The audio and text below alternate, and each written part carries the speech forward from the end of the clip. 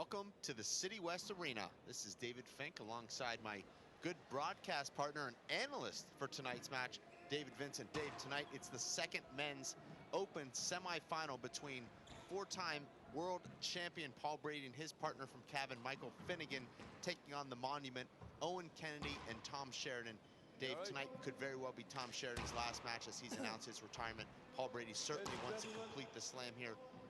What do Paul Brady and Michael Finnegan need to do to advance for Paul to have any chance at slamming here in this event? Well, first off, Dave, thank you. As we got the announcement there from our referee, World Handball Council President, Mr. Brennan. But what they have to do is, first off,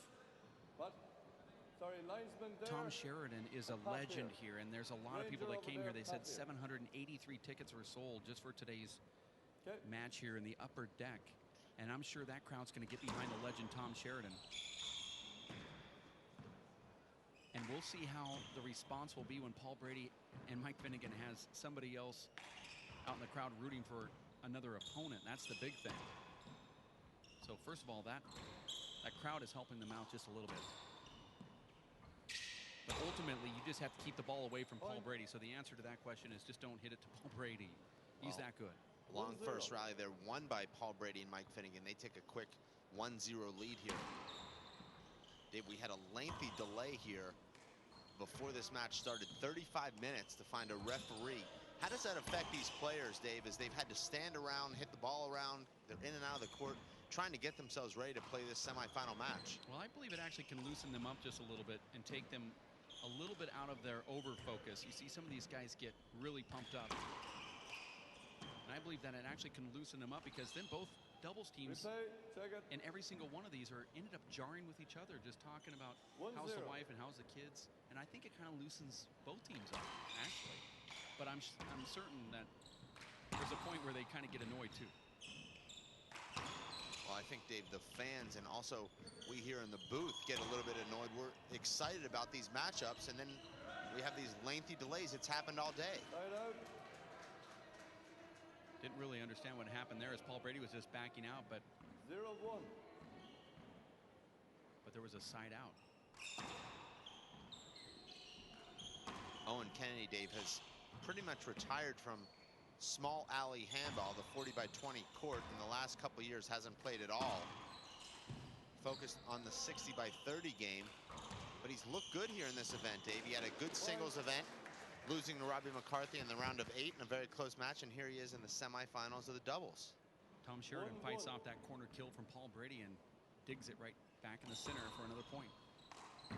44-year-old legs from Tom Sheridan. That's an overshot from Paul Brady. He who controls the corner, Dave, will win this match. 1-1. We saw that, Dave, in the last match.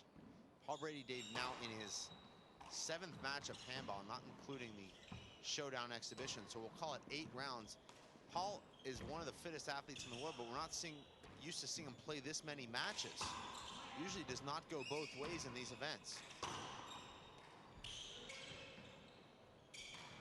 See, Mike Finnegan tried to go to that corner, and he misses it, and now another point for the Monument. 2-1. And the legend. It's Paul Brady and partner Mike Finnegan wearing the matching royal blue shirts representing their home club in Cavan, and it's Owen Kennedy, Dave, in the red wearing the WPH Live shirt, and his partner, the legend Tom Sheridan, in the yellow and green. Tom Sheridan has a laser even at 44 for a lefty. Replay. For an aging veteran, his left-handed shot is as good as anybody's. You see Paul Brady raise his hand there, Dave, after he gave Tom a big setup. What exactly happened there? Couldn't quite understand it. I believe they called it a short ball. Maybe you saw it better from your perspective. Well, I think Paul Brady asked for the hinder, and it was given to him by World Council President Pat Brennan, who's our referee. And there's a side out, Dave. That was a good little run from Owen Kennedy and Tom Sheridan, but they came out with just 2 points. 1-2.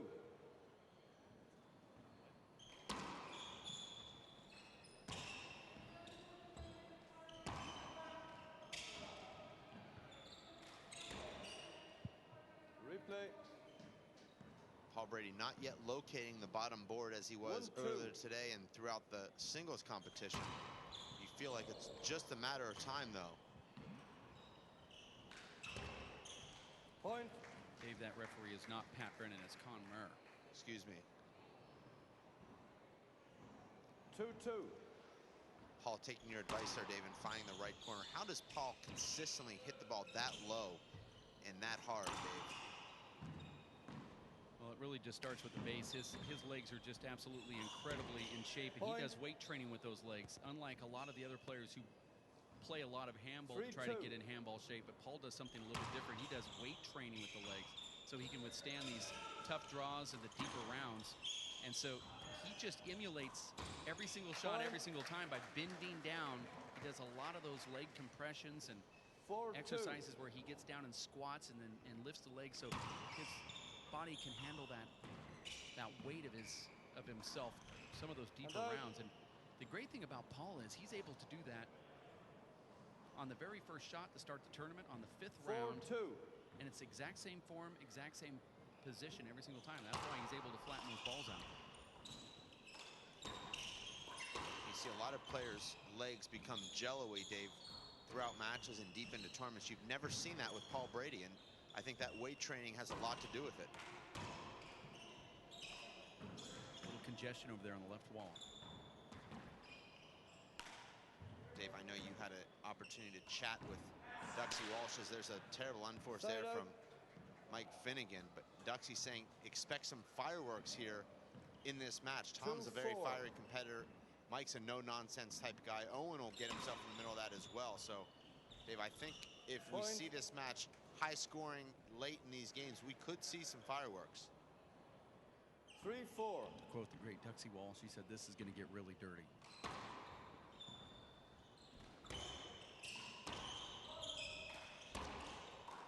Oh, look at that shot right there from Owen Kennedy. He pounds that little fish shot right down the middle. 4-4. I was talking about he who controls the corner play wins. Well, he didn't have to hit a corner there. And if he did, it would have been a terrible mistake from that position.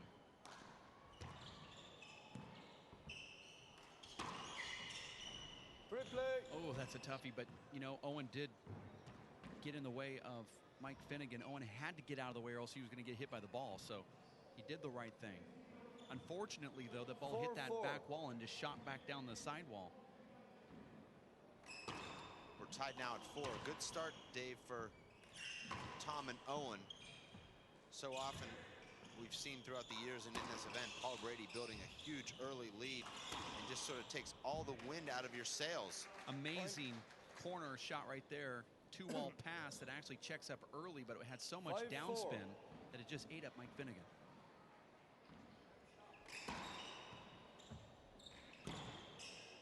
That's that corner kill I was talking about, but Paul is able to do it from about 35 feet back.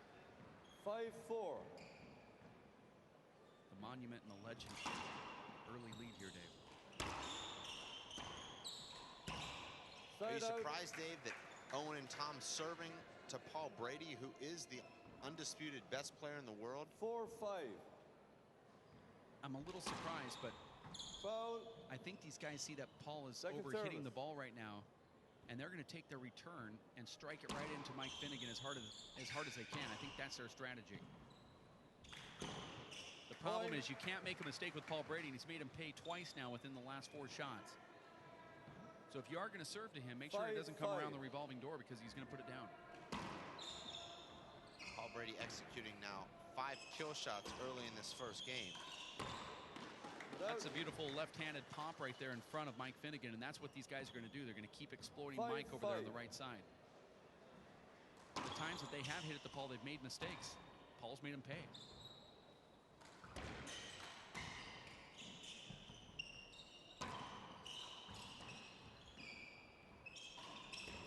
Paul with a hand there from the deep court there. Didn't look like he had his feet set.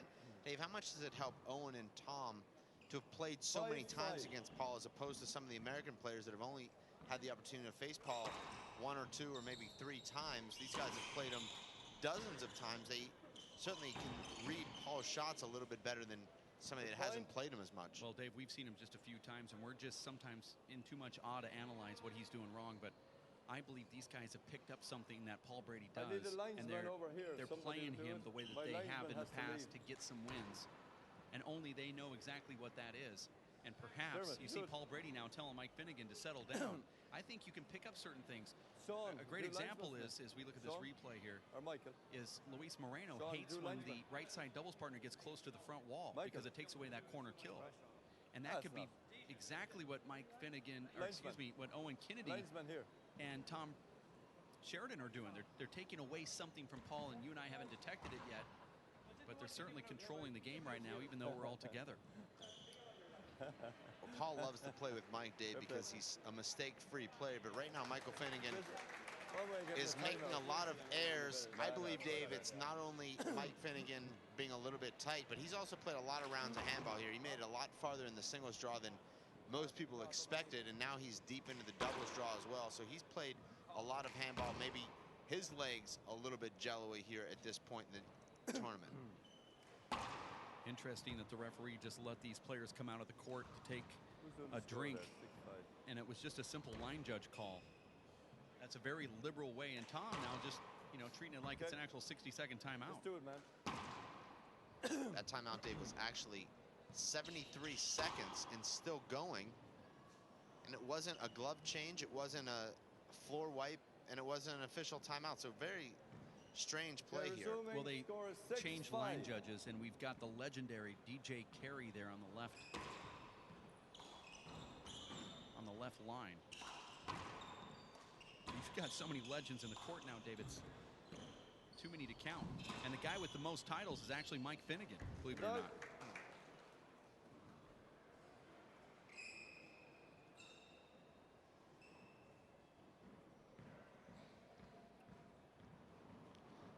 How difficult is it, Dave, for Tom Sheridan to manage his emotions, knowing that this very well could be his last ever competitive match after over 30 years of very successful competitive handball?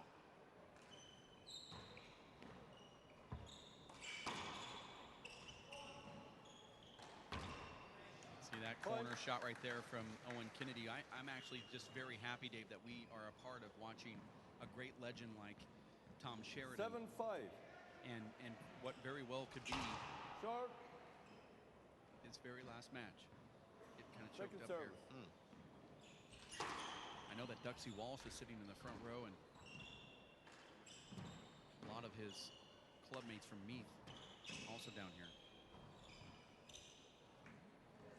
A bad bounce there on that back corner. It seems that the ball just seems to come off or jump off quicker when it's closer to the back wall and the side wall.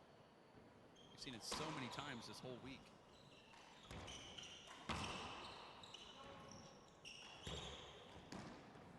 I think Paul thought that Owen picked that up on 2. I think everybody thought it was 2 bounces. 6-7. In the last semifinal, Dave, 3 of the 4 players in the court were under 30. Andy Nett being the oldest at 32. Now, Dave, everybody in the court over 30, including Tom Sheridan, who's 44. So, bit of a contrast. We're seeing the young generation facing off in the first semifinal, and now the current and past generation here in this second semifinal. That was a nice play all around right there, with Tom Sheridan able to dig a crack serve from Paul Brady. Brady slides in, dives in. You see Tom Sheridan doing some antics here on the court. That's got his doubles partner Owen Kennedy smiling. But before that all started, Dave, Paul Brady was really pumping up Mike Finnegan, but it looks like Paul needs to be pumped up right now. Well, Mike Finnegan, Dave, has hit the ceiling 4 times where the ball has not made the front wall, has gone straight up and down. So he'll have to make an adjustment to both his fist and overhand stroke to correct that.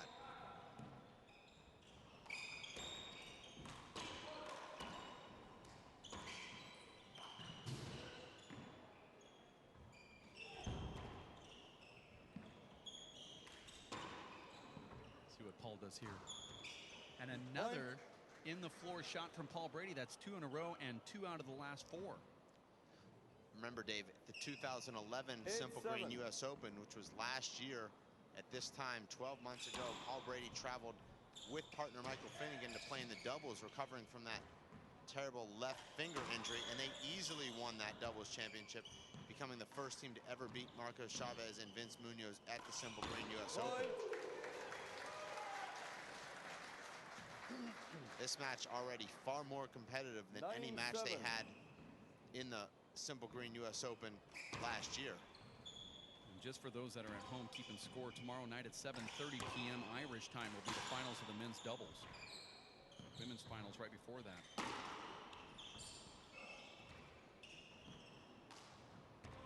Paul Brady going up high here, but I think he overhit that ball, and he did. And Owen Kennedy goes to that corner and kills it. Hitting the right corner in this level of game is the most important thing to do, because you got your left side player, Dave, back. And Owen saw Paul was deep. That ball hurt. And Finnegan. Owen takes the ball right in between the two shoulder blades. Very painful. That'll take a couple minutes to wear off, Dave, as Owen will serve again at 10-7. 10-7. Owen just smiles, but it only hurts when he smiles. And there's another one. Owen's got a target on his back. Check it. 11-7. And the referee determining that ball would not have made the front wall. That's an interesting call. No argument from Team Brady Finnegan, though.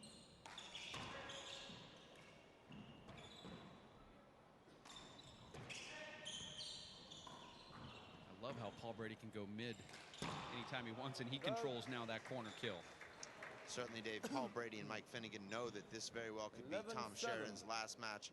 How does that impact their thinking? They don't care. Simple as that. They're actually using that as motivation to send him packing the right way. Nobody else can do it to this point. And they could also go back home and say, we were the ones that did it. His last match was the one that we played against him, and we took him down. So I'm sure that some guy like Paul Brady really doesn't care, first of all. And secondly, if he did, it'd be something like that. He only cares after the match is over. And you know what? Tom wouldn't care if it was the other way around either. 8-11. They're in there collecting titles. That's a great serve that's been working around that revolving door. It's not really necessarily getting points, but it's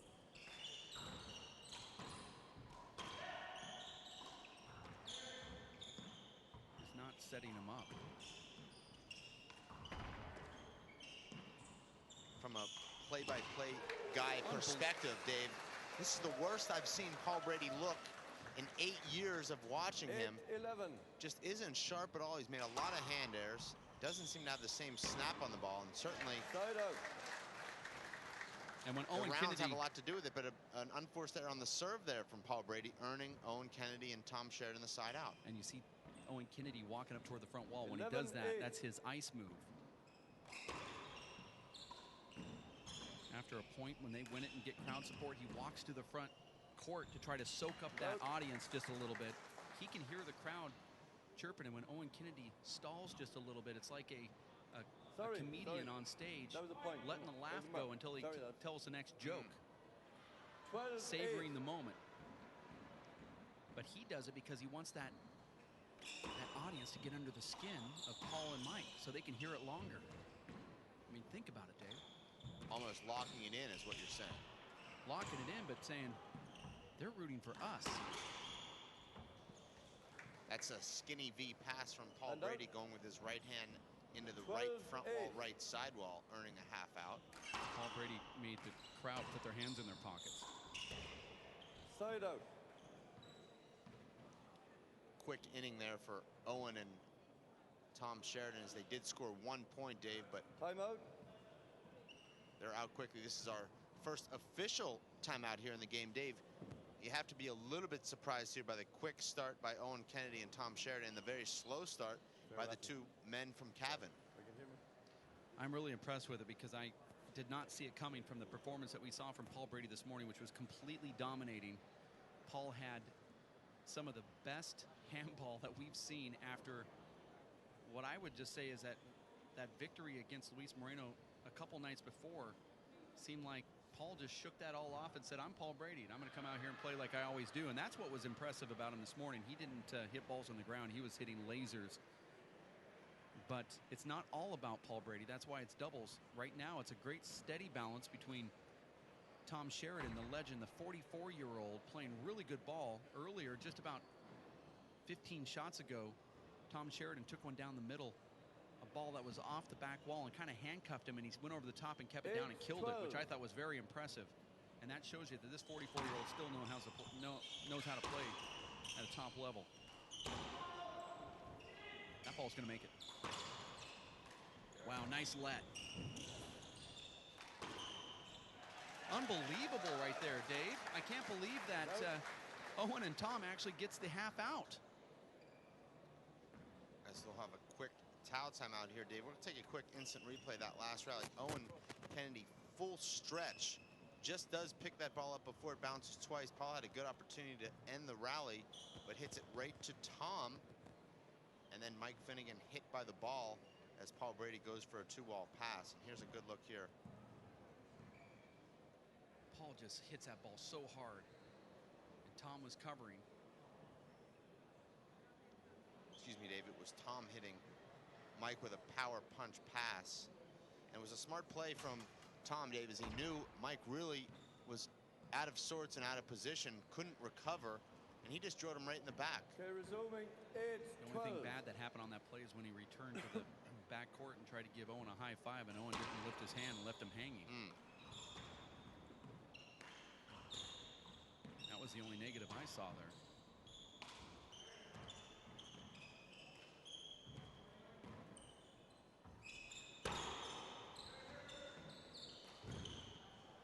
Mark. Was unable to see that ball. Mike dove in and punched that right at the feet of Owen. 9-12. Squirrely bounce on the left side wall, Mike leaving his feet, and he found the left corner. A mishit from Paul Brady, but it puts Tom in the back court. There it is, dug out. Owen, excuse me, Tom's ceiling play and defensive play is pretty good with his right hand, but he has to be exactly perfect because Paul Brady's going to mosey back there and do what he does, and he just did it. 10-12. Well, Paul Mosey didn't hit an unbelievable Irish whip flat rollout.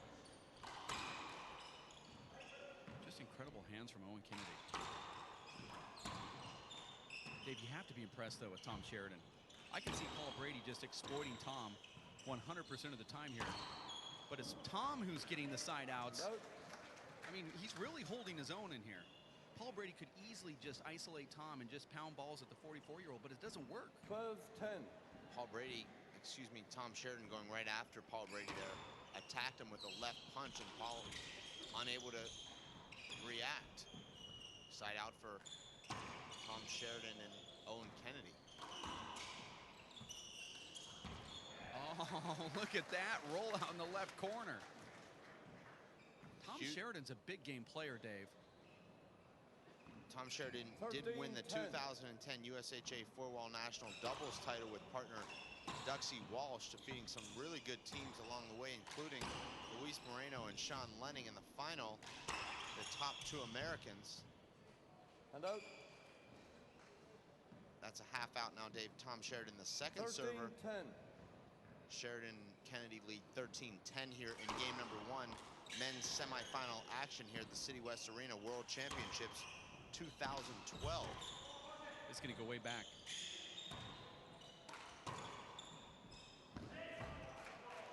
Out.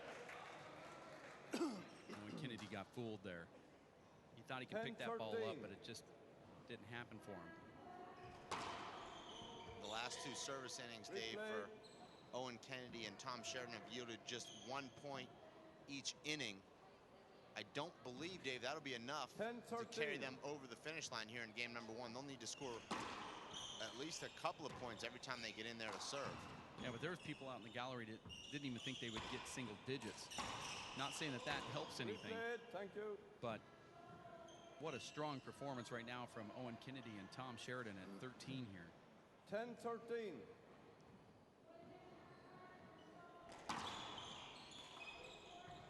That ball hit Replay. Owen Kennedy. They're going to call it a replay, though. Right.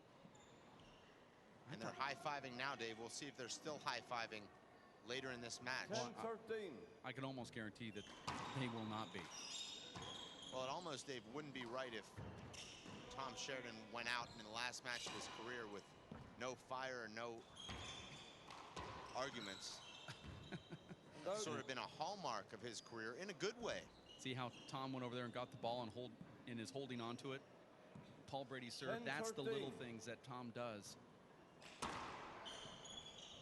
Paul Brady wants to be the commander out there. It's his ball. He wants to grab a hold of it and get ready. And Tom grabs it as if he's in charge. Those little things are what gets underneath the skin, Dave. Look at that, 44-year-old. Mark. And then he has a quick look over at Owen saying, what are you doing? You have to stay up front, son. 11-13. Tom could actually be the father of Owen Kennedy. Well, I'm not so sure. Owen Kennedy is 33 years young. He'll be 34 in January. So unless he went through puberty really early, Dave, and was really successful with the ladies at the same time, I'd say most likely not. And out. That ball skips in, and it'll be a full out and a timeout called from the Timeout. Meet. ladies' man, Tom Sheridan. You'll see another error here from Paul Brady at the end of this rally.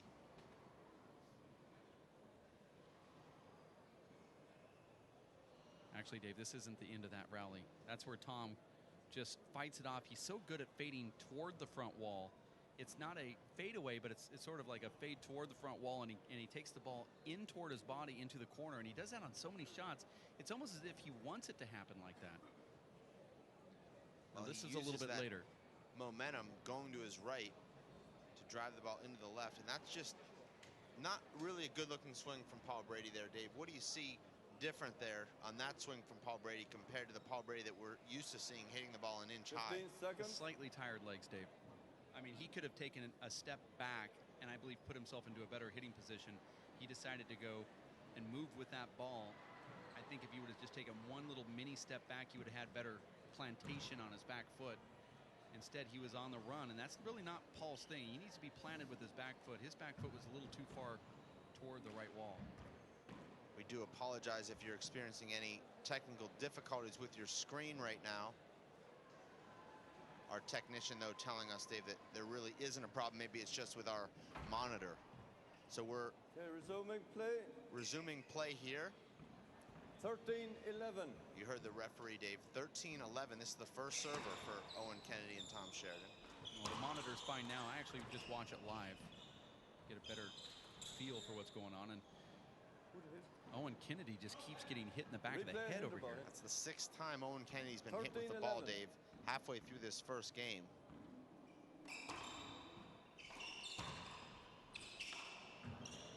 Do you notice, Dave, that the Irish seem to hit their opponents more with the ball than the Americans?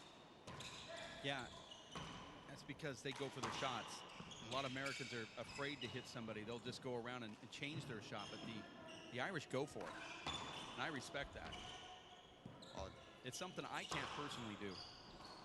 I go around as well, and that's just... I don't know if you've ever played an Irish, Dave, but I don't know how much you respect it when your back has 9 welts on it 14-11. after a match.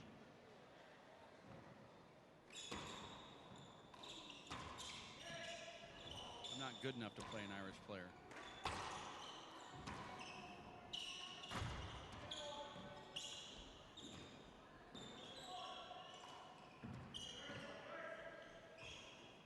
That's a deficit right there. Tom taking the ball with his right off the back wall. And that was a skip in and another point for the monument and the legend. That was a diving fist into the ground from Mike Finnegan. You see Tom Sheridan go off that back wall there, and he took a little bit off of it into the corner, and it just died up front. I'm telling you, this guy, I'm becoming a believer of Tom Sheridan.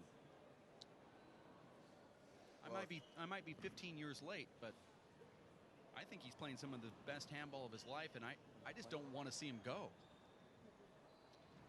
Well, great athletes, Dave, have retired and unretired before, but Tom Sheridan has stated that this will be his final competitive tournament. But right now, Tom Sheridan and Owen Kennedy in 15-11. command here in game number 1, leading 15-11. Well, let's just see if the big game players step it up, and they don't right there with 16-11 as a score now. 16, sorry. There's nothing like having a guy like Tom Sheridan as your doubles partner, because he's going to come over and 16-11. tell you things that you may never have heard before in your entire life. Foul. The unforced errors piling up now for Michael Finnegan and Tom Brady. All told, Dave, Second service. 12 unforced errors between them in this first game already. Only 5 for Owen Kennedy and Tom Sheridan. And that does reflect the difference in the scoreboard as well.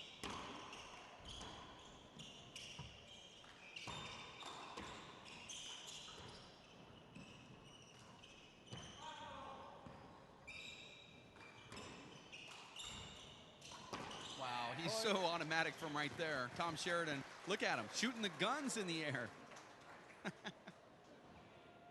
17-11. And he does it right in Paul's face, too. The score now 17-11, Dave. Remember, Paul Brady trailed 13-2 and then 19-14 in the singles final before coming back and winning that game.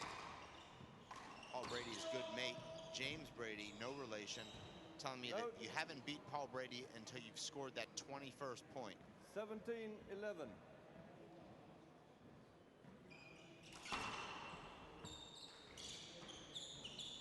Big setup for Owen. He goes with the 2-wall pass, and he gets it, and it's going to be replayed. There's no way that ball would have been retrieved. No way that Paul Brady would have got that. How frustrating is that, Dave? As 11.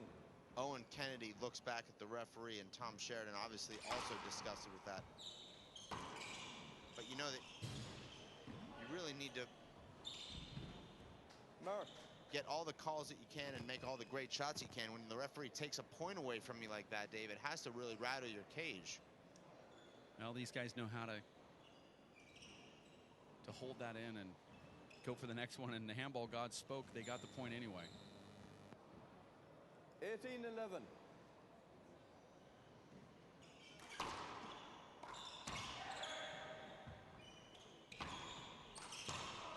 There it was right there. Paul Brady just poked it right at Owen Kennedy, who I think is playing too far back. And by too far, I mean about 1 step back. That's the first rally that Paul has ended with his left hand. Guess who is scoring points now? 12-18. You know, the event organizers, Dave, said that they would love to see a Moreno-Brady final here in the double so they can recreate some of that drama that happened the other night. You know, at least in the press, and get a lot of people down here. But you know what? I think with Tom Sheridan having this last match, I think that would even be a better story to face Luis and Andy Net. Owen Kennedy taking your advice there, Dave. 12-18. Shooting the right corner.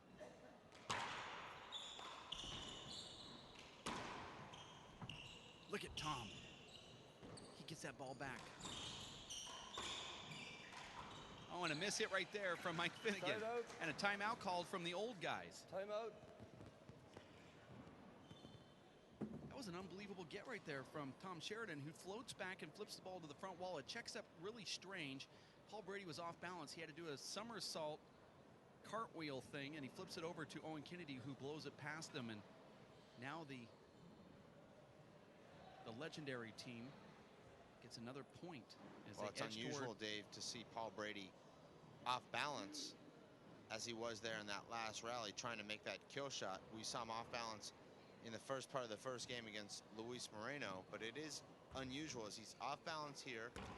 Tom makes this amazing get. Looks like an easy setup for Paul, Dave. And what happens there, Dave? I mean, it looks like he's in good position. Yeah, first of all, Tom flips it up and he cups the ball. So when it went up toward the ceiling, it had the reverse spin, so it came down flat. Paul Brady thought it was going to come out more true. The ball went straight down and barely hit the front wall. And from there, it went right over to the sidewall and kind of stopped. I think Paul just lost it all in that confusion. There's about 15 seconds left in this timeout, Dave, and when we come back, it'll be Owen Kennedy and Tom Sheridan serving with their first server at 18-12. So they'll have 2 servers to score 3 points and win this first game here in the 2012 World Championships. This is the second men's semifinal. The winner of this match, Dave, will face the Minnesota Dreamboat Andy Nett and his partner, the natural #1 ranked American Luis Moreno. And it's certainly going to be a big one because the local press already knows about Score is 18-12. Luis Moreno after the other night, so they're going to be out here. And I don't think they can go wrong if it's Paul Brady or if it's Tom Sheridan. 19-12. So no matter what the matchup is, it's going to be explosive because there's great storylines all around.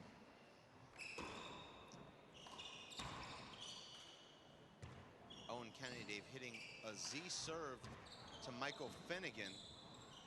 And Mike Finnegan, Dave, has lost his patience a little bit returning that serve. It seems like he's trying to play a lot of offense from about 39 feet, not really the percentage play in doubles. What I see is a lot of balance between Tom Sheridan and Owen Kennedy. About 50-50 balance, and what I'm really witnessing is more of Paul Brady trying to take over and Mike Finnegan not really holding his own right now.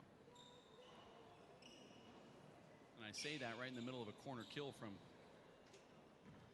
Paul Brady that gets the half out. The score is 19-12, which means Team Legend just needs 2 points here.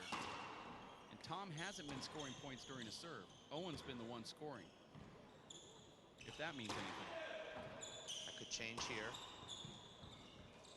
It could, but it's not. There's going to be a side out. Dave, the vast majority of handball players are right-handed, so the traditional doubles is the left side player being right-handed, but having to play more shots with his left. Owen and Tom, Dave, are a lefty-righty combination. Is that an advantage or disadvantage at high-level open doubles? Well, we've seen some top left-handed doubles teams out there.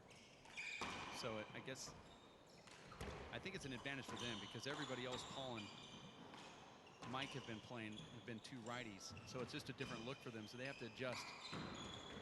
A lot of top players, Dave, have told me they believe if you can play together with the lefty-righty, that it's a huge advantage. But if you try and mix and match and you pick up a left-handed partner and you're used to playing the right side, it actually can work against you. Well, I'm sure that's true. 13-19. But it looks very evident that Tom Sheridan and Owen Kennedy know how to play with each other here.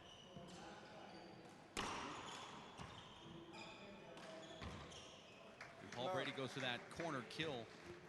That's a shot that's been automatic for Paul, Dave, throughout his storied career, but hasn't been automatic in this first game, in this match. Now it looks like maybe Michael Finnegan and Paul Brady are putting together a run here. It's going to have to be hand errors from Paul Brady and Mike Finnegan because they're automatic right now. I don't see these guys losing if they play straight forward like they're playing right now. Replay. That replay was just some congestion between Paul and Tom. 15-19. You heard the score there, Dave. 15-19. It's been Paul Brady and Mike Finnegan trailing the whole way here, but it seems like they finally have some momentum here late in this first game. Great defensive play from Owen Kennedy. Who's going to go down to the bottom board first? It's Paul Brady, who's screened Tom just a little bit. Look at that. That ball checks up. Most people would have been fooled. Paul steps in and kills it.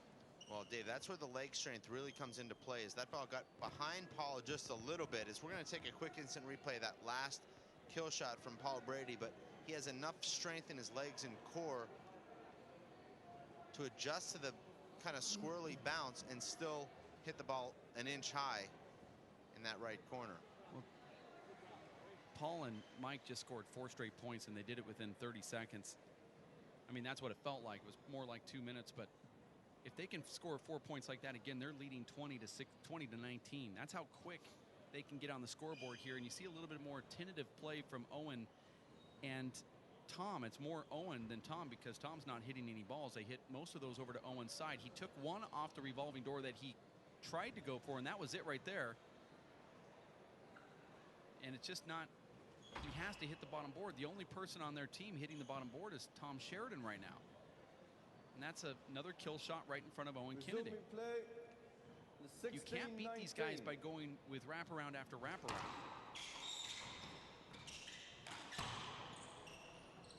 Point. And Dave, I know Unbelievable. this is doubles, but very similar to the first game Paul Brady played against Luis 17-19. Moreno, where he trailed throughout and then just kept clawing his way back in. Uh-oh, this is bad. We might see some blood here if it hit anywhere in soft tissue. That ball goes right square in the face of Mike Finnegan. We're going to have to get some ice right now, Dave. We're going to have to get some ice. We're going to have to get a towel in here. And I'm very surprised that people are not just rushing into this court, because I think that's a bad one.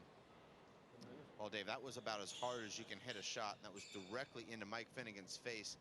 We're not quite sure if that hit his eye, We're just hopeful that it hits the side of his head. nose. Let's look at the replay again here, Dave. I'm sorry to interrupt you, but Okay. let's just hope that Mike Finnegan took that ball somewhere on the skull or where the bone is at, not in the soft tissue of his face or the ear. And it could have been the ear right there. And you see Owen saying sorry, but we know what the meaning of sorry is. Well, Dave, that can really reverberate 17-19. for the next couple of minutes, maybe even for the rest of the match. When you are hit square in the ear, your equilibrium could be a little bit off. You also start hearing sort of a constant beep in your ear when you're hit like that square in the ear. Mike just is on the court. I can't believe he's even there. That ball was square right in his face. But again, I believe it was somewhere in the upper part of his head. So very well could have not hit his eye or his cheek. Dave, will that make Owen Kennedy a little bit gun shy now after hitting Mike Finnegan right in the ear? I mean, these are humans. Your first instinct is empathy. Certainly will feel terribly about hitting that kind of shot. Will he now steer shots away to avoid that situation again? Very well. But when Duxie Walsh said that this was going to get dirty, I didn't know he was going to talk about Owen Kennedy popping Mike Finnegan square in the face. But yeah, I've seen that happen. I think Owen's been around the game long enough to know, though. And now we're within one. 18-19. I think this is going to focus Mike Finnegan. Remember, Dave, this is just the first server now for Mike Finnegan and Paul Brady. So should Mike Finnegan Second service. lose this rally, or Team Finnegan lose this rally, they still do have another serve. What you haven't seen is Paul Brady or Mike make any mistakes. Point. And there's a huge mistake from Tom Sheridan. Together. Well, it was actually a huge error from Paul Brady, who hit that shot right off the middle of the front wall, and then Tom with a terrible error. 19-19. Can't believe it. That's a 7-point lead that just got erased in just 2 quick innings. Nope, 2 bounces. And Dave, Paul Brady just cold-blooded right now with this meticulous comeback. Now it's their first lead here in this first game. Mike Finnegan serving to win the first game at 20-19. Tom Sheridan and Owen Kennedy had all of the momentum, and it's completely gone. This can be a big setup for Paul. He's going to go down. No, he stays up high.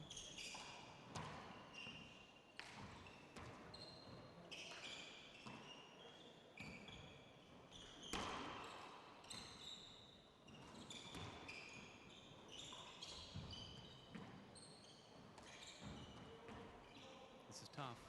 That's tough. And it is. There it is.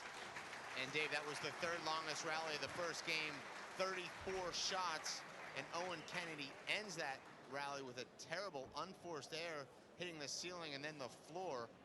Really completely deflated Tom Sheridan and Owen Kennedy. Dave, they were in control of that game, and it seemed like when Paul Brady and Mike Finnegan got to about 16 or 17, they completely lost the belief in themselves that they could win that game just despite dominating throughout that entire first game. Well, what I noticed is that Paul Brady became the commander again on the court, and we also saw a steady play from Mike Finnegan, who decided not to make any of those early hand errors that he was making. There was really no opportunities for kill shots here. Nobody had one. That would have been the closest right there, and Tom Sheridan decided to go up to the ceiling. We've seen that off-balance shot from him before, but he just floored one, so he had to go back to the roof. Nobody had an opportunity, and probably apropos that Owen Kennedy missed the ceiling shot right there, because nobody was going to go for a kill shot except for probably Paul Brady if he had the opportunity. But there was no opportunities in that last rally, and very limited opportunities for the last, as I look at this scorecard up here, that was a 9-0 run from Mike Finnegan and Paul Brady. There was really no opportunities for anybody on Team Sheridan Kennedy to go for kill shots there. All right, Dave, we're going to take a quick break here. We're going to come back in about 3 minutes for game number 2 here. Men's Open semifinals, second semifinal. Winner here, of course, tomorrow night will face Andy Nett and Luis Moreno. You stay tuned. We'll see you in about 3 minutes.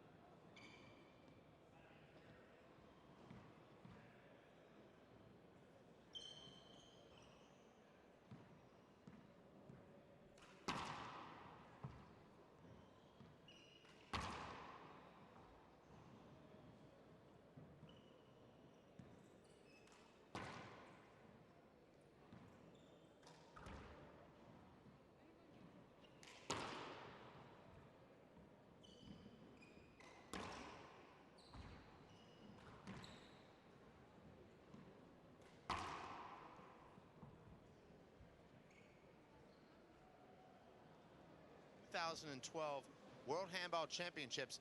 David Fink alongside my esteemed broadcast partner, Dave Vincent. Dave, first game we saw Tom Sheridan and Owen Kennedy leading throughout. It looked like they were on their way to capturing this first game, but a late game collapse, and now it's Paul Brady and Mike Finnegan with a 1-game lead. Well, you saw it in the eyes of Tom Sheridan. He was about ready to attack, and then Owen Kennedy hit that ball at 17 to 12, which created a half out for his team into the right corner down in the ground. 0-0. And it was a half out, even though Tom went back in and got a couple points. And I felt that was the one that I wanted to circle on the scorecard as a momentum breaker. And then Paul Brady and Mike Finnegan got him back in the box and scored 9 straight points. So I was a little wrong, but it was about that time when it took place. Good play, Jack. And you can kind of feel it here when it started happening, too. Our referee, Dave, Con Moore, distinguished gentleman 0-0. here in Irish handball, calling a replay there. Hard to argue with a guy in a press shirt and a tie.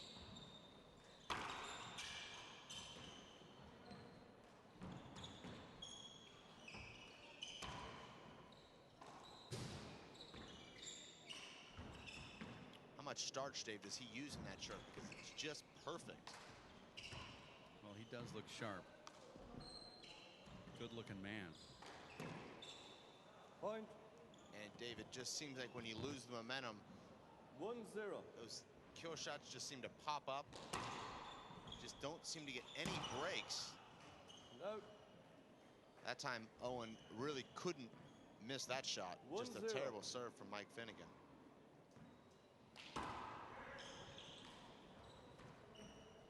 Looked like Owen Kennedy was jumping Point. rope there. Dave, you were already promoting a Tom Sheridan, Owen Kennedy 2-0. final match tomorrow night, but now it looks like this could very well be Tom Sheridan's very last competitive game of handball. Well, this is what they wanted. The event organizers wanted a Paul Brady, Luis Moreno matchup. I think I wanted the Tom Sheridan, Luis Moreno matchup 2-0. just because it was his last match, and you never like to see champions leave. You want them to stay young forever. Almost got choked up again. Almost like you watching Steve Garvey in the late 1980s. You see this, though, a lot in sports, Dave, that unfortunately these great careers do have to come to an end. Pete Sampras, Dave, one of the few guys that actually left on the very top, winning the 2000 US Open and never playing another professional match. Scores 2-0, one screen, Paul.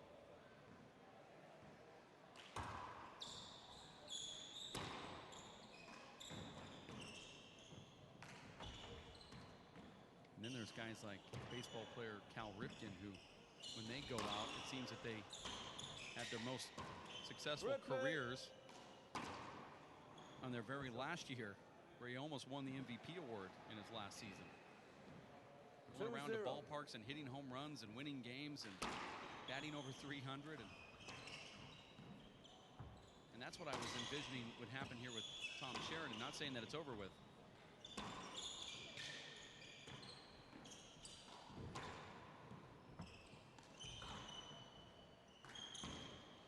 Out, side out. And that was a terrible miss right there from Paul, who just hit that right in the floor. I think even if he would have hit the front wall, it still would have came up. 0-2.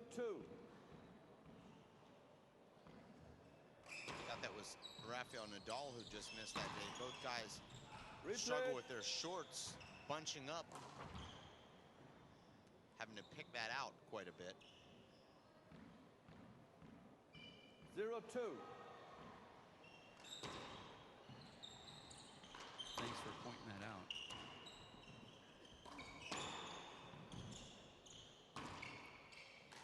Some things just don't need to be analyzed.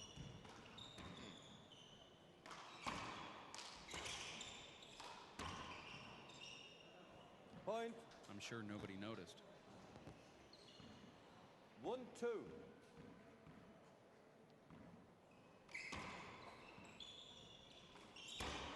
It's actually reporting, not analyzing. Well, that made it better. I like that shot right there from Owen, but you're seeing him really adjust his right shoulder now. 2-2. He said that the small ball game is really brutal on his body. I think that 60 by 30 game would have been brutal on his body. Well, Owen telling me, Dave, that he has to change his swing to play the small ball game. So he's using different muscles than he's accustomed to using. He's only been playing small ball for about a month to get himself ready for this event. Only has time to play about once a week right now with his schedule. Oh, that was a strange kill shot right there from It's replayed, yeah. Paul Brady, and it was replayed. I don't Ball get was that at available, all. yeah. That The ball was checked up on available. the 2-2. left wall. The ref said it was, the ball was up, but it was the opposite of that. Well, the ref had called that a side out until Tom looked back, and the ref immediately changing his call. I agree with you there, Dave. I was about ready to praise Paul for being able to make a ball flatten out like that Replay that. on such a just strange Didn't shot see where he enough. just has Replay enough it. power and so much spin Didn't on the see ball enough. that it hits the side wall and just died down. 2-2. Nothing we can do about it, though. 2-2 here now.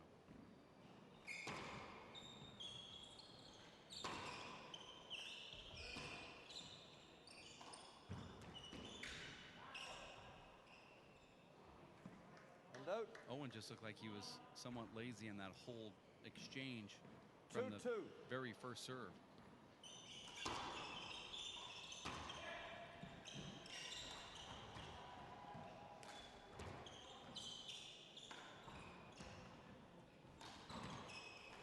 Wow, Tom diving in to get that ball, and every time Tom makes a great play, they end up winning the side out or the point. That was awesome, Dave.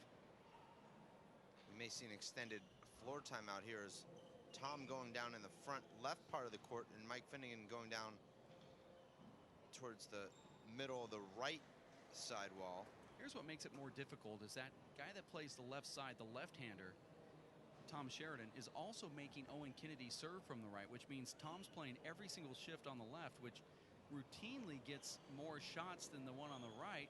That means that he's playing all shifts. Normally in America, we switch a lot. You see, when Andy Nett was serving earlier today, he was switching over to the left to give Luis a little bit of breather. Well, guess what? Tom's 44. He gets no breather. He's playing every single shift on that left.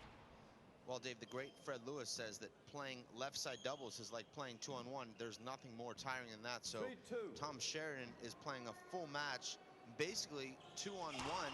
He's got Owen backing him up. He has Owen making digs and some fish shot kills up there in the front 4-2. court, but other than that, he has to do everything. And what a lot of people don't know at home, unless you've actually played on the left side at a competitive level, is that left side guy is also tracking what you're doing. He's coming up behind you to cover, so he's covering more floor. Even when he's not hitting the ball, he's covering more space.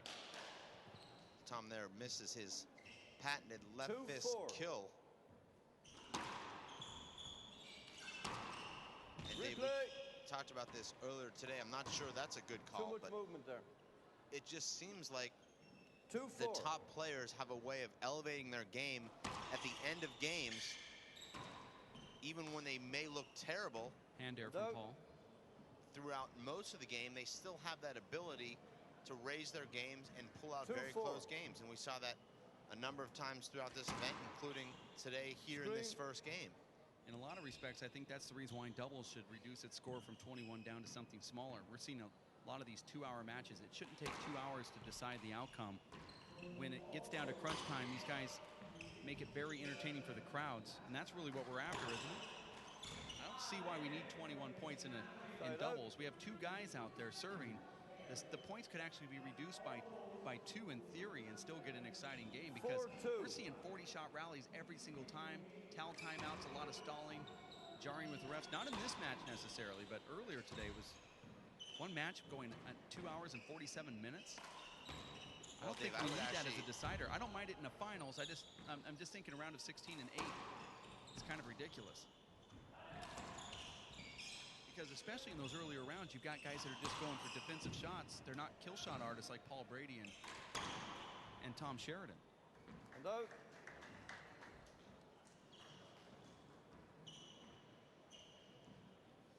I think what you're saying, Dave, is perhaps one game to 21 to decide the match, or maybe best of 3, all games to 11 would also be compelling.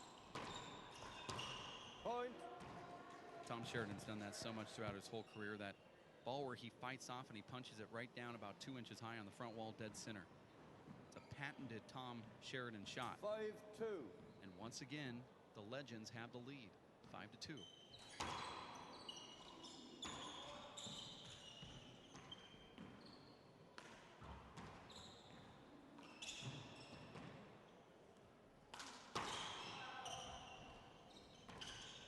Replayed.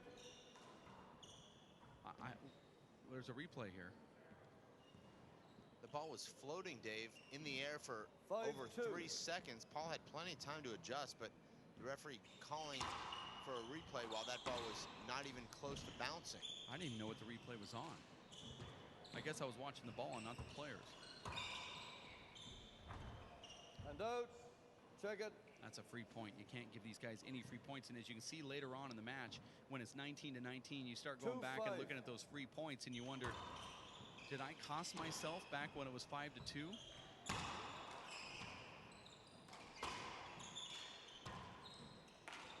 Dave, we've not seen one broken ball on this show court. Not one. That ball almost back to the front wall. Nice jump from Owen Kennedy. I know, Dave, you wear a number of hats. Not only you are analyst here in this men's open semifinal doubles, but you're also the executive director of the WPH. Will the WPH be using this ball for the race for 8, or is there another ball that may potentially be debuted for this upcoming season? 3-5.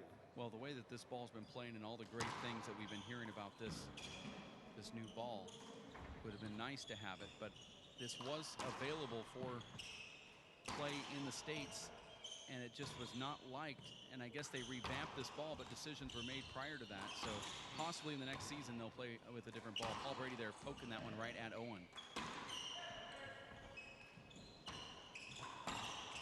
So in this upcoming season, then, this will not be the official race for 8 ball. Well, no, because it has such a bad rap for not being a very good ball, but that was because they were going through some situations back at the plant trying to perfect it. So we watch this play develop here, and Paul Brady just taking that ball out of the black hole off that side wall. Here in the fishbowl, everything's really distorted inside that court. And you played here, Dave. I have not had the opportunity to even step inside this court, but when the ball comes up high and wraps around, Paul Brady seems to be really good, but we saw a hand air right there. Even Superman could be humanized. What does it feel like to see that ball come around? Because to me, when I did have the opportunity to play in a court like this, which would be at the 2010 Nationals in Texas A&M, the ball would hit high and wrap around, and as it came down to you, the shadow of itself would go the opposite direction on that wall. And if you took your eye off of it, you almost tracked the wrong ball. Did that happen here? Yeah, certainly. This court is similar to that court at the University of Austin, the University of Texas at Austin. But I believe that court, Dave, is even more difficult. This court, Dave, seems to be able to pick up the ball a little bit better than that show court in Austin. Both courts fishbowls with 3 glass walls, 2 glass side walls and a glass back wall. But Paul has had more practice on this court than anyone in this event. So if he's still having trouble in those back corners, then you know that this court is very, very difficult.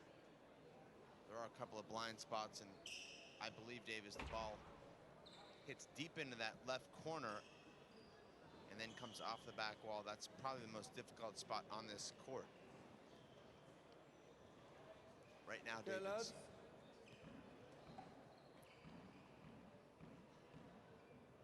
score is 5-3. Owen Kennedy serving at 5-3. Second game, Owen Kennedy and Tom Sheridan dropping the first game 21-19 after leading 19-12.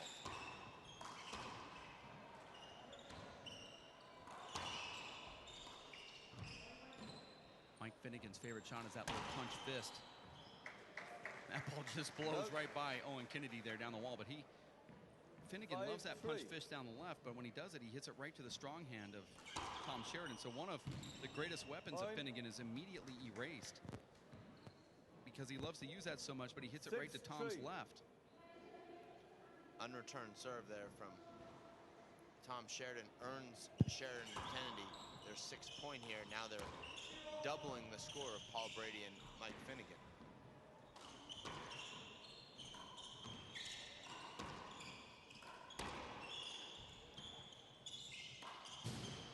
How much does it help, Dave, that Paul Brady and Mike Finnegan are such good friends and also doubles partners? I saw them, Dave, this morning eating breakfast together virtually this entire fortnight here at the City West Arena. These two have been together. Mike Finnegan is in Paul's ear, inspiring him, pumping him up. And out. And now you have to think Sorry, that that's a point. that makes Paul play that much harder to try and win another title with his good buddy. Well, I think the 7-3. closeness between the two has made it so they can talk to each other a little differently when they're playing on the court. They don't talk handball strategy. They're talking about things that'll keep them loose. And they've got that friendship. And I think that just helps out a lot more.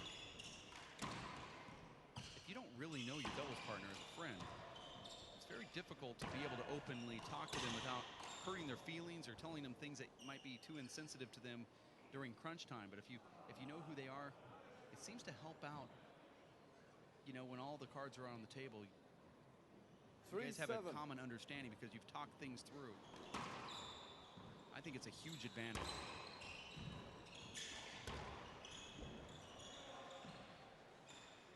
It all comes down to top play, though, Dave, but still,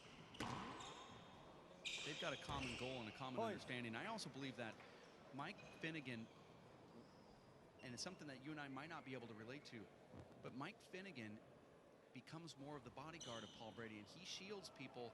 We saw him earlier when he got done with his match against Luis Moreno. He went outside, and there was a group of people that were waiting for him an hour and a half after the match ended, looking for autographs, kids in there. Now, that's all great. Paul Brady has to do his job, but Mike Finnegan's the one that comes out first, and he addresses the crowd. The reason why he does that is because he knows Paul Brady. They sit down at breakfast. They eat lunches together. They train together. He knows what Paul likes and doesn't like, and he knows what affects him as well. And he knows how private Paul Brady is during a tournament. So he'll come out and address and say, Paul's going to come out and do this for 15 minutes only, and that's it. Now, he hasn't talked to Paul about that. He'll never even mention that to Paul ever again. But that's what he does. He comes out as the bodyguard, the protector, and he only knows that because he is the friend. And that's really what separates these guys from some of those other teams that are trying to come in here that never played together before. Just the little tiny things to help make their own doubles partner a little bit more at ease. You have to think, Dave, all of that knowledge and friendship is worth at least 2 or 3 points a game, and that's just what Paul and Mike needed in game number 1 here as they eked out a 2-point win, 21-19. And there's sort of that hole in Tom Sheridan's swing, the overhand left to the ceiling. We saw him miss 4 of those in the exhibition showdown that very well could have cost Team Ireland the cup. I don't know, Dave, if you've seen that cup that was won by Team USA. I have not. I saw a picture of it, a Polaroid. Didn't even know they use Polaroids anymore.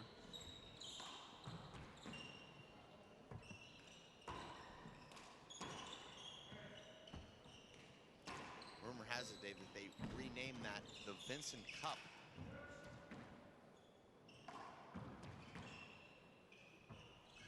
If so, it'll be. And there's Michael Finnegan hit again in the face, Dave, by Owen Kennedy. This time, Dave, looks very serious. Another punch fist from the left fist of Owen Kennedy right into the grill of Mike Finnegan. That's the second ball Mike has taken in the face in the last 15 points. I'm now sure there might be some blood on the court here. And well, there's no blood, but Yeah. I'm sure it feels like it. No, Brady serving. Brady serving. 5-7. Only thing Mike is worried about is who's serving right now. well, you know, Dave, the first time you get hit in the face, it's painful. The second time you get hit in the face, you're actually mad.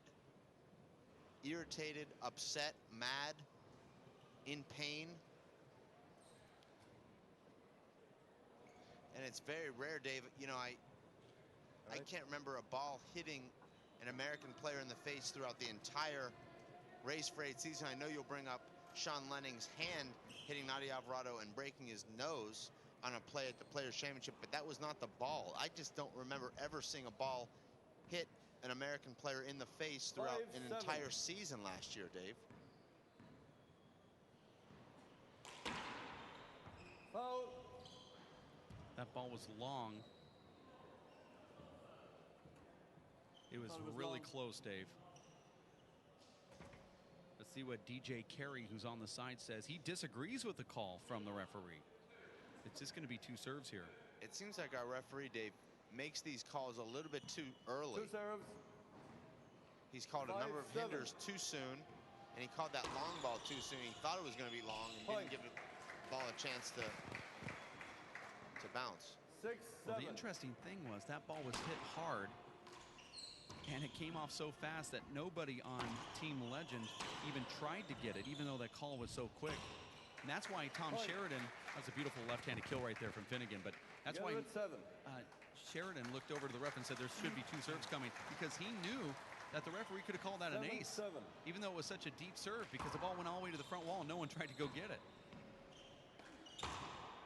Hey, we've seen stranger things with the referees, Dave, so you never know.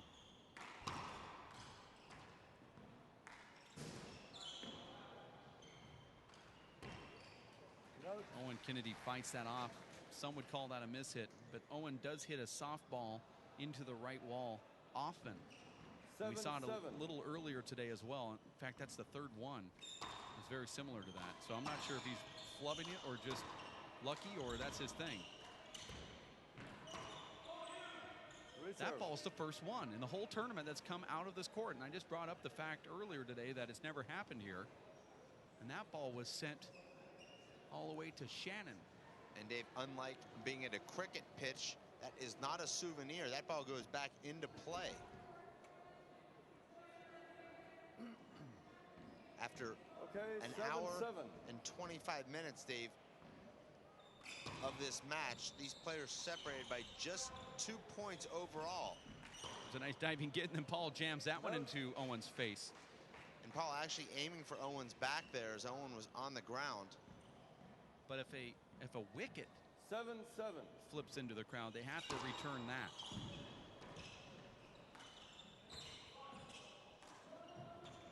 Not sure if you know the rules of cricket or not. I'm not sure you do either. Well, you don't see it. It hasn't happened since the 70s, but there was that one where the bowler hit the wicket and it flipped back into the crowd, which is pretty far back. They have to return that wicket. And now we have an appeal. I thought it was 1 hop. Thank you. 1 hop. They agree with me. They agree with me. We call it a pitcher in Major League Baseball. In cricket, they call them bowlers or hurlers. In America, they call a bowler someone who's consumed 12 beers before 9 p.m. on a weeknight. 7-7. But you have to be over 300 pounds to play that sport. I got close. Bought my ball, but I didn't get to go bowling. I lost 3 pounds. 7-7.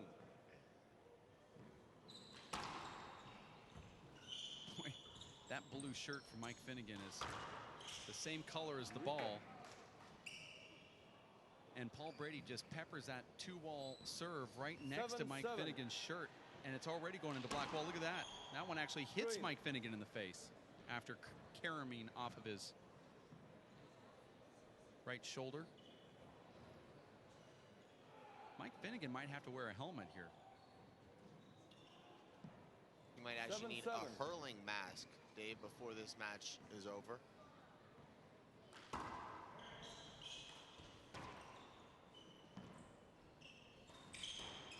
They call those lids. It's called a lid. 7-7. Both teams stuck on 7 here, Dave. I was just looking back to see how long this one was. Probably feels longer than it really is, though. I wrote down the time when it started, but now I forgot where I put my notes. Actually started at 9 p.m. Point. It's now 10:28 local time. 8-7. Martin Dave, we will be here broadcasting the women's open doubles final live, followed by the men's open doubles final live. That will all get underway at, I believe, 5:30 p.m. local time. That would be 12:30 p.m. local time on the East Coast. Actually, you're completely wrong on all accounts. Okay. In fact, everything you said was wrong, with just a couple things that were right. We will be broadcasting the finals. And you got that the men part and right. women will be playing also. So that sounds like a lot of what I said, though, was right. Not really. Mike Finnegan digs that out. Everyone on the court thinks it's 2 bounces, and Mike also says it's 2 bounces. The women actually start at 6:30 p.m. in the finals, but we are, according to our TV sources, going to do the women's semifinals in doubles at 11 a.m. tomorrow, followed by the next one at 12 o'clock in the afternoon. Those are our marquee matches, those semifinal double championships here, and then we come back later in the evening to catch the finals for the women in their doubles and the men's doubles final right afterwards. And they said it's going to be completely crazy. Unfortunately, I won't be able to make those women's semifinals as breakfast is served at that time. At 11? That's a late breakfast, son. I haven't seen you eat all week, so I think you need to move that up to about 9 or 10 in the morning. And Saturday, Dave, I believe we may be trying to catch the One Wall Federation Cup action. Yeah, they say live broadcast on Saturday and Sunday. So you better have a big meal, because we have a big week ahead of us. Big setup for Owen Kennedy to see if he gets it. He goes for the 2-all pass and doesn't, though.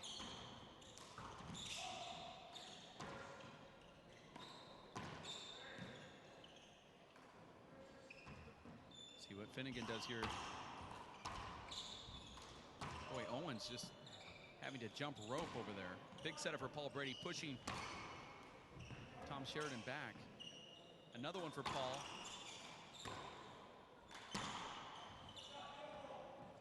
Wow, this is impressive, and then Paul just puts it away. Half out for the Monument and Tom Sheridan, who have taken a lead here. 10-7. Leading 10-7 here, as you heard our referee, Con Moore, calling a score. That's a short serve for Tom Sheridan. Be a second serve, the second server here for Team Sheridan. Tom trying to prolong his career by at least another game.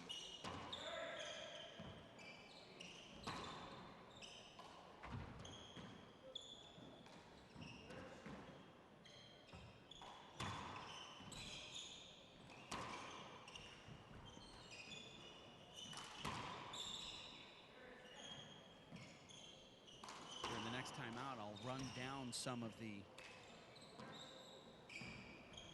winners here. I just figured out how to use the spreadsheet off the internet. After being in this town for 15 straight days, I just realized how you can read the winners of each one of the divisions by dragging your cursor over the name. We might have some 7-10 winners for you, Dave.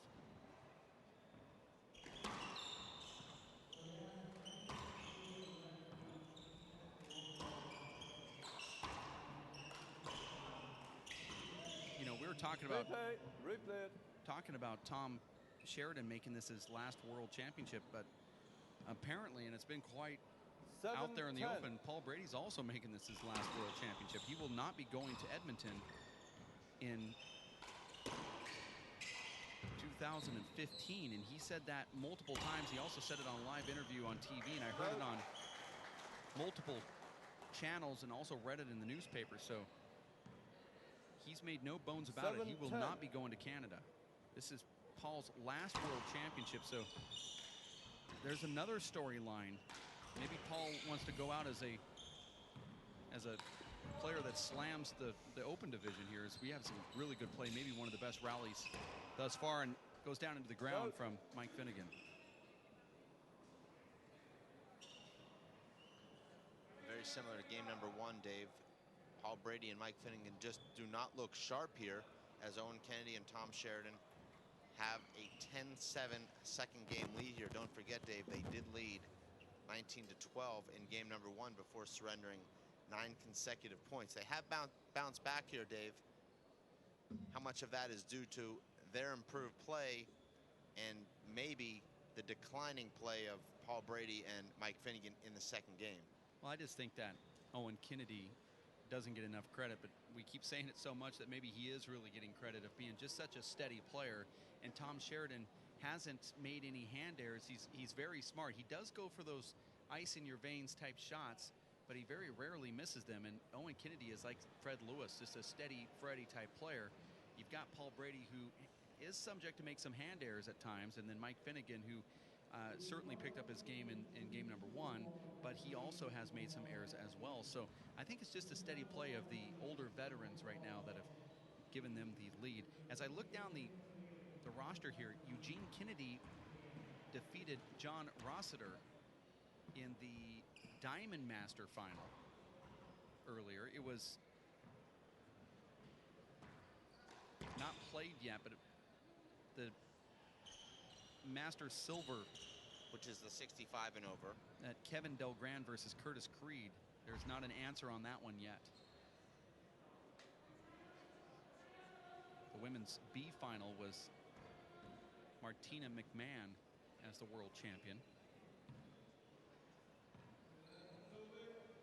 And of course, we already know about Paul Brady defeating Luis Moreno and Ashleen Riley over Fiona Shannon, Vic DeLuzio over Ed Grossenbacher. It's just hard to read their abbreviations when the MSVMAS final. That's the 70 and older, with Vic DeLuzio just crushing Ed Grossenbacher in that final. I don't know if you watched it or heard about it. No, I didn't.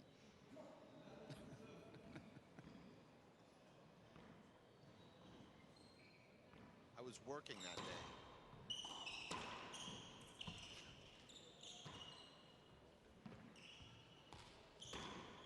Strange shot for Paul Brady.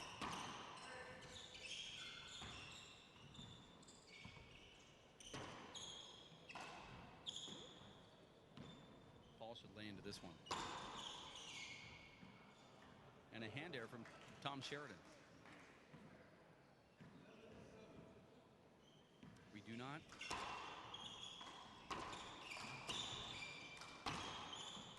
Anna Spence, formerly of Anna Wren, defeated Jessica Gawley in the women's 30-plus final earlier today.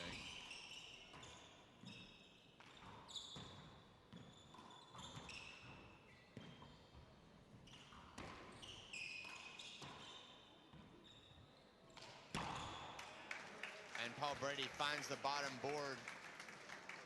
You hear a lot of support now for Paul Brady. A lot of these fans, Dave, fans of both Paul Brady and Tom Sheridan, but they definitely would like to see Paul Brady taking on Luis Moreno once again. Paul telling me, Dave, this morning that a lot of these Irish handball players thinks that he goes to the United States and just picks up easy wins. He said he's glad that these guys got to see just how tough the top American players are. Well, Luis Moreno became an instant celeb out here. Score now is 8-11 with a nice little run from Team Cavan.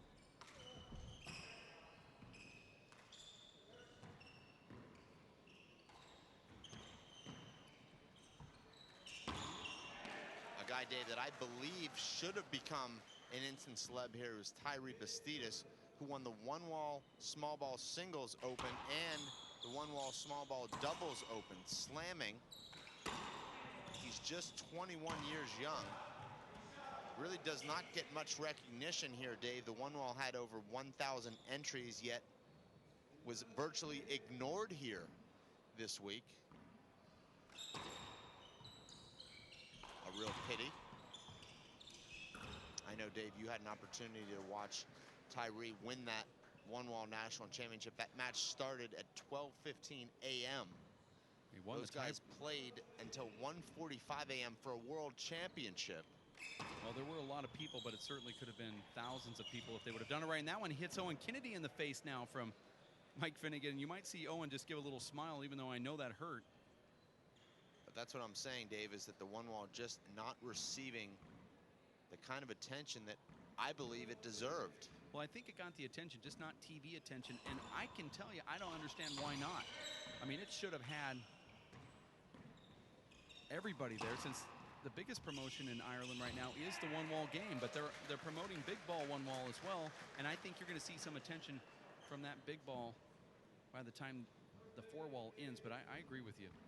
And if it were up to me, we would have had every single one of those quarterfinal matches and on. But I just don't know how you have a split crew, and I don't know how you do it. I don't think they anticipated having 2,100 people in this tournament. I think that's where the breakdown happened. And there's a nice shot right there from Tom Sheridan.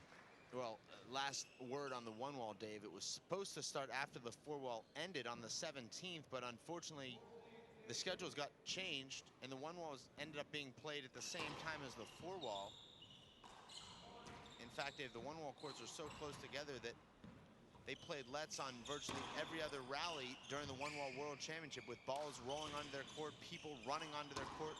And sadly, Dave, after 1 in the morning, all those balls rolling onto their court were just kids practicing, not even playing in real tournament matches.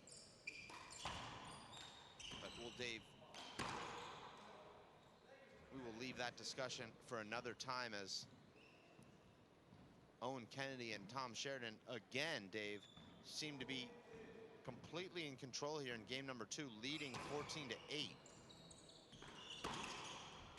That ball passes Owen Kennedy. No way he can get it back. Well, they were leading just like this in the first game, and they ended up blowing the lead because of a very hot Paul Brady, who did not want it to go. Does that help them, Dave, or hurt them, knowing they had a similar lead in the first game, which they ended up losing? I think it only hurts them if Paul Brady and Mike Finnegan make a charge back, and then all of a sudden they have another thing to think about. We couldn't do it in the first game. We can't do it now, and that moment of doubt might creep into their brain just a little bit. And that's what we haven't seen from Owen Kennedy, is a straight-on, full-on corner kill, and now you see some momentum, but we saw this again in the last game. Earlier today, it was Mike Love defeating Brendan Burke in the men's C final. Now, normally we wouldn't probably give that score, but this is kind of like one of those underground talks of the town type bracket. They had over 190 entries in the C division, and it became more like a pro qualifier back in the States, where people that probably should not have been in this bracket were. They had, I believe, 9 rounds of play there. And the bracket, I might be 8 rounds of play, and the bracket was 12 feet tall with 14 font. Sorry, I didn't mean to interrupt, but. Well, it would actually be 7 or 8 rounds of play, but you're right, Dave. Very difficult even for a top-level open player to make his way through that draw, Dave, winning 7 matches in 4 days. And everyone in this event, Dave, can play. I know, Dave, taking a walk around the grounds, there's no weak players entered in this tournament. Everyone is world-class. And must have made it very difficult for those that were playing. I also looked down the list in the in the women's 23 and under singles. It was Katrina Casey going up against Lorraine Havern, and it was Casey taking that in 2 straight. That was a match, Dave, that we webcasted. Katrina Casey, as impressive as ever, just seems to be a step ahead of her contemporaries, and I believe, Dave, on par with the top women players in the world, and we'll never see her, fortunately, from a fan's perspective, in those junior divisions again. She will always be, from this point forward, in the Women's Open. In the men's 19 and under singles final, it was Killian Carroll, who we saw play Paul Brady quite well in the opening round of 32 here in the Open division. He defeated Martin Mulcairns. I don't know the score, but he does get that trophy. And then it was Neve Coleman over Aoife Kelly in the girls 15 and under final, as we get back into play here, game number 2, with Sheridan and Kennedy serving with the second man, 16-8. Let's see how quickly Paul Brady and Mike Finnegan double the score.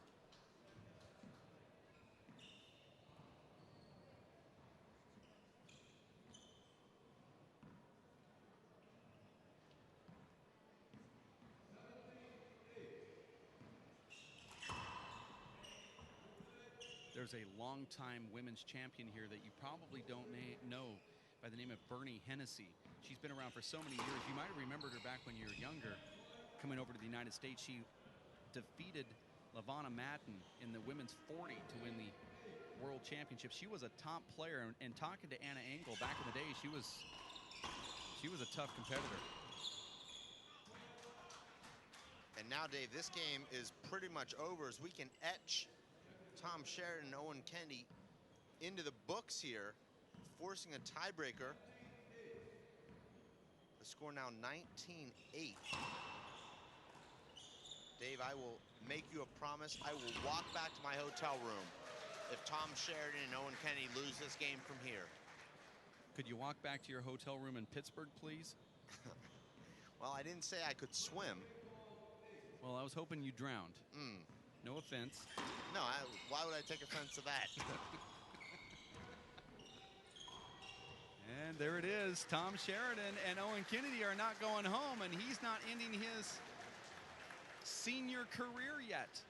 And Dave, Owen Kennedy and Tom Sheridan have to be kicking themselves right now because they had that first game in the bag. They let it slip, and then they win the second game easily. They could very well be in the finals right now. Instead, Dave, they're going to have to play 1 game to 11 for a shot at the World Championship tomorrow night. Dave, we're going to take a quick break here from David Fink and Dave Vincent. We're going to see you in about 4 minutes. You stay tuned.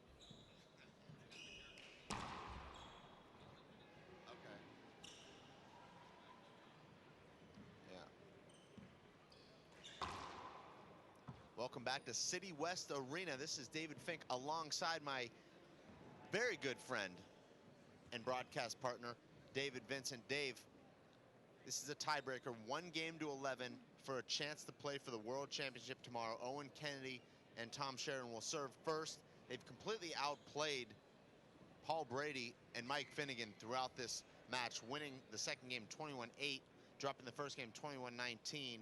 It really looks like, Dave, they're in control, but as we've seen in tiebreakers, who's ever able to get off to a good start generally takes command and wins the match. It normally happens that way, but here at City West, Dave, we've seen everything this tournament. So, you know, Paul Brady, when he's in the court, it's just dynamite. I don't think a 9-0 lead is even safe against Paul Brady. So I agree with you, but Side out. I'm just skeptical. Is it even an advantage, Dave, to serve first in doubles because you only get one serve? 0-0. And we saw there Mike Finnegan gets the quick side out, and now they'll have 2 serves. Well, not only do they get that side out, but they also have momentum. And you see what momentum does. Paul Brady just pounds that ball down the left wall. I sometimes feel you don't want to have that first serve, but then I've been in some of these tiebreakers in national tournaments or world championships where you jump out to a 5-0 lead and you just take all the wind out of them. And in that case, yeah, I probably would want to serve first. Well, Dave, already 2 rallies into this tiebreaker, we've seen a completely different team, Mike Finnegan and Paul Brady. Those guys actually went behind the front wall here, Dave. This court is built sort of on a stage.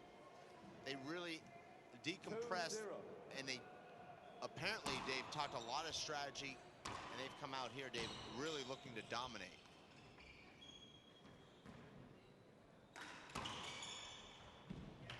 Dave, Paul Brady puts a huge natural on that pass down the right. It eats Owen Kennedy up, and now a quick 3-0 lead for the serving team here. Make that 4 as Mike Finnegan catches that right crack. Dave, Owen Kennedy and Tom Sheridan will have to think about calling a timeout here. I'm surprised they haven't done it already.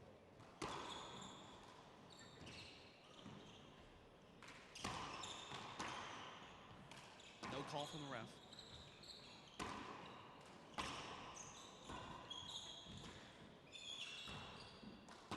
Oh, wow. Wow. This is completely different right now. This whole feeling is different.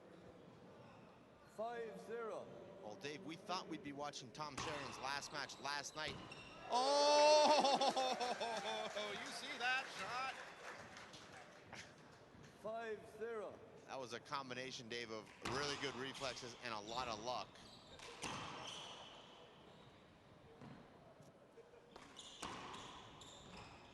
This is going to be a big setup for Paul. A little bit of contact, but he's not going to call it. Everybody right now is just getting involved. And now fist pumps from Mike Finnegan. 6-0. 6-0 here now, Davis.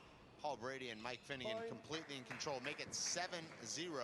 This is the second server. 7-0. And still no timeout, Dave, from the receiving team. Well, Owen wanted one. He asked Tom Sheridan, let's take a timeout, and Tom said, let's wait one. I think that's kind of a pessimistic way of looking at it. What was Paul pointing at? Right in the middle of Tom's shot. Oh, wow. There has to be a timeout now. Take the eye gears off.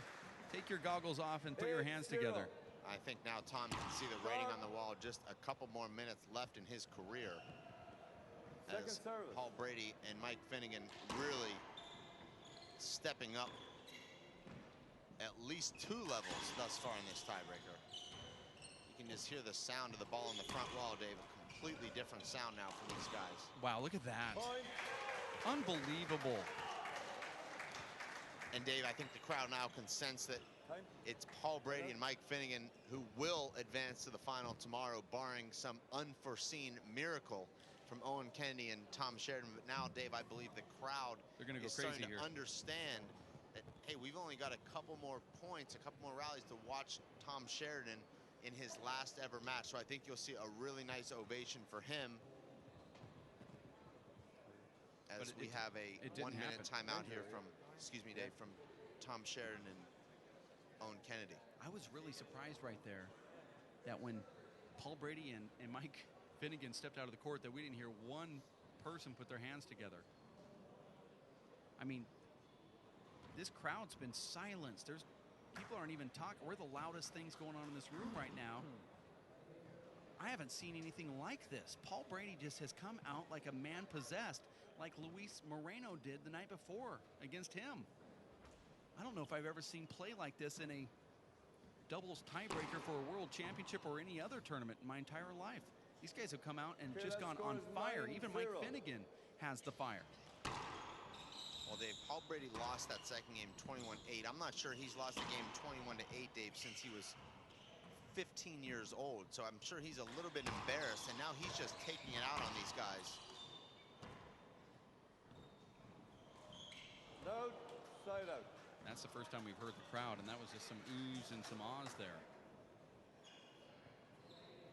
This tiebreaker has gone 7 minutes, and there's 9 points on the board. It took 42 minutes to get 9 points in the second game. Collective 9 points. Point. That's how bad Paul Brady wants this right now. He dove in from 20 feet away and slid toward that right corner and just barely missed it. Well, both of Owen Kennedy's kill shots here in the tiebreaker have been 1-9. sort of fluky, off-balance mishits. And now finally, Owen and Tom are on the board.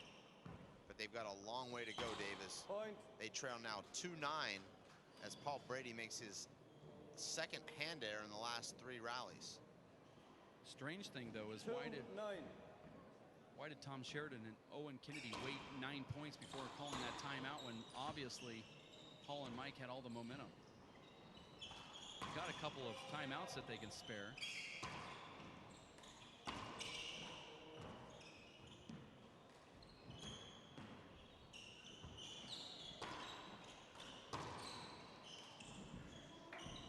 No.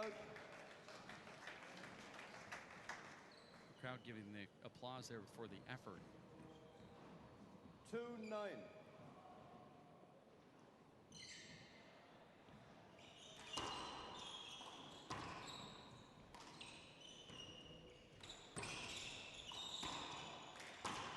That's one of the few times, Dave, you'll see a ball go through someone's legs and the play continue. But that time it was clearly not a screen, and now it'll be 2 servers to score 2 points to advance to the World Championship final. Oh, I thought that was going to be one of them right there. It was Luis Moreno and Andy Nett dropping game number 1, but coming back and winning games number 2 and 3 to advance to the final. Now it's Paul Brady and Mike Finnegan who dropped game number 2, who are looking to come back here and clinch their spot in the final. And another miss hit right there. This game's all about momentum, Dave. Momentum came out early when Paul and Mike were firing. Now you see a little break of momentum here with fist pumps from Kennedy and Sheridan, but it might be too late. They're going to have to play virtually flawless, and there's a big flaw right there. You cannot keep giving these guys from Cavan another opportunity.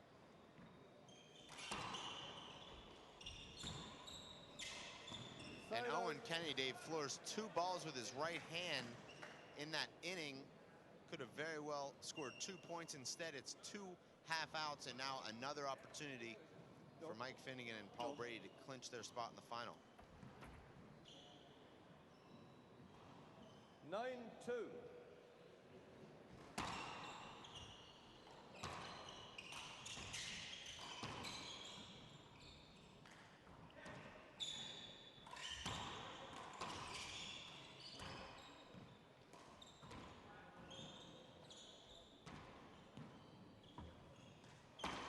Good defensive play from these guys.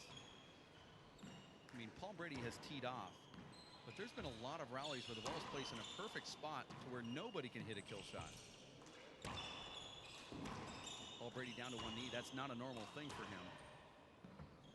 He's going to go for the bottom board, does Sheridan. Now pops it with the right. Paul Brady's dangerous right there. He goes to the corner, kill. Crowd's going to erupt here.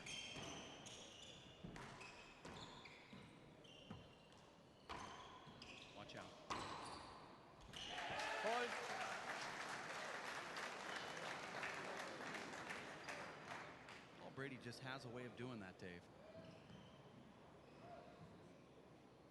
10-2. Game ball. Match point here, Dave. Number 1. Oh, and it almost was right there for Finnegan. We've seen him hit that many times, that little punch fist shot, which is his favorite. Paul's going to have to close it out here. Not going to have to because they have a huge lead, but this world championship's been all about comebacks.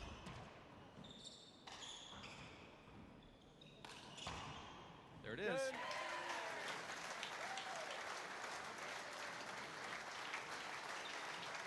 And you see a nice gesture there from Mike Finnegan as he helps Owen up off the ground, gives him a nice hug, and the two good buddies, Dave, from Cabot now advance to the final here of the World Championships, where they'll face Luis Moreno and Andy Nett. Dave, it's a rematch of the singles final between Paul Brady and Luis Moreno, but this time, Dave, they'll be accompanied by their buddies and doubles partners. As you see Tom Sheridan on the court, Dave, being interviewed for Irish television, getting some handshakes. This is his last competitive match, Dave, and I'm sure we'll hear a lot more about that. But for now, Dave, it's Paul Brady and Mike Finnegan who've won 11-2 here in the tiebreaker after dropping game number 2, 21-8. Nice comeback for those two gentlemen, and we'll see them in action tomorrow night, Dave, immediately following the women's final, which starts at 6:30 p.m. Tune in tomorrow, 11 a.m. local time, for the Women's Open semifinals. Dave? Well, you know, it was a great career here for Tom Sheridan. That's really the highlight here, which is now kind of somewhat secondary to Paul Brady going for a slam and also what he is calling his last World Championships. This is certainly Tom Sheridan's last championship on the world stage, as he's going to retire at the age of 44. What a great performance for him. He's going to be feeling this for about 3 weeks as the cameras follow Tom Sheridan around everywhere he goes. Now Paul Brady getting the handshakes as he comes back into the court here for an interview time for Irish TV as well. But it was a dominating performance that really we haven't seen in a tiebreaker like that, with Paul Brady and Mike Finnegan jumping out to a 9-0 lead. They eventually win 11-2 with a slight little you know, a comeback there that didn't really go anywhere for Owen Kennedy and Tom Sheridan. And overall, it's a great match. Both semifinals actually went to a tiebreaker, so everybody on a somewhat an even playing field. It'll be Luis Moreno and Andy Nett, current U.S. national champions, going up against Paul Brady and Mike Finnegan tomorrow, as you said. So we have a great stage that'll be set here. They promise that they're going to have so much media coverage tonight and tomorrow, really billing a return of Paul Brady and Luis Moreno to this show court. They're going to bring out the announcer, Aiden Power, as well as all of the lights, you know, the same ambiance. They're going to try to recreate it somehow. All we need now is an internet controversy, and this very well could be a great, you know, cap off to the four-wall schedule as the men play the women just after the women on this show court. I don't know how we're going to be able to manifest that, you know, that controversy, but maybe we can make something up to get people more interested. Well, Dave, tomorrow night certainly promises to have a lot of electricity. I know I can't wait. You can't wait, Dave. You and I will be back here in these very seats tomorrow night, 6:30 p.m. local time, after our 11 a.m. women's semifinals. So for Dave Fink, Dave Vincent, and the rest of the WPH staff here, good night, and we'll see you tomorrow morning.